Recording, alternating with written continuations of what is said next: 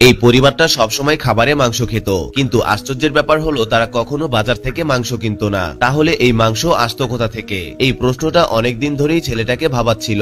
একদিন খাবার সময় ছেলেটা অবশেষে মা বাবাকে জিজ্ঞেস করেই ফেললো। প্রশ্ন শোনা মাত্র মায়ের মুখ হঠাৎ বদলে গেল, আর পাশে বসা বাবাও গম্ভীর হয়ে গেলেন। মনে হচ্ছিল তারা যেন ইচ্ছে করে এই প্রশ্ন এড়িয়ে যাচ্ছেন। ছেলেটা যেন আর কোনো প্রশ্ন না করে, তাই মা তাকে তাড়াতাড়ি নিজের ঘরে গিয়ে ঘুমাতে বললেন। কিন্তু বিছানায় শুয়ে তার ঘুম আসছিল না। মনে হচ্ছিল মা বাবা ওর কাছ থেকে বড় কোনো রহস্য লুকিয়ে রেখেছেন। কৌতূহল সামলাতে না পেরে সে চুপি চুপি চলে গেল সেই জায়গায় যেখানে তার বাবা কাজ করতেন। সে একটা খুঁটির আড়ালে লুকিয়ে পড়লো আর সত্যিটা জানার অপেক্ষা করতে লাগলো। কিছুক্ষণ পর তার বাবা আসলেন। তিনি আগে চারপাশে ভালো করে তাকালেন, নিশ্চিত হলেন যে আশেপাশে কেউ নেই। তারপর তিনি একটি লাশের কাছে গেলেন। আগে থেকে নিজের কাছে রাখা একটি ব্যাগ বের করলেন। একটা ধারালো অস্ত্র বের করে লাশ কেটে টুকরো করতে শুরু করলেন। কিন্তু কাটতে গিয়ে হঠাৎ কেচিটা মাটিতে পড়ে গেল, আর বাবা সেটা তুলে নেওয়ার আগেই ছেলেটা ফটাফট দৌড়ে গিয়ে কাঁচিটা হাতে নিয়ে পালিয়ে গেল। কিন্তু ফেরার পথে বাবার চোখে পড়ে গেল সে। বাবা সঙ্গে সঙ্গে তাকে গাড়িতে উঠতে বললেন। ছেলেটা গাড়িতে ওঠার সাথে সাথেই দেখলেন ভেতরে একটা সাদা ব্যাগ রাখা।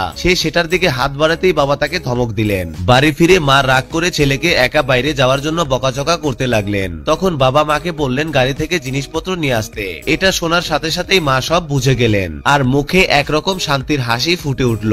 রাতের খাবার টেবিলে আবারও সুস্বাদু মাংস পরিবেশন করা হলো, কিন্তু এইবার ছেলেটার একদমই মাংস খেতে ইচ্ছে হচ্ছিল না। হঠাৎ তার হাত থেকে কাঁচিটা নিচে পড়ে গেল। সে দ্রুত কাঁচিটা তুলতে নিচু হলো, কিন্তু একই সময় বাবাও নিচু হলেন এবং নেকড়ের মতো ধারালো চোখে তার দিকে তাকালেন। ছেলেটা থমকে গেল।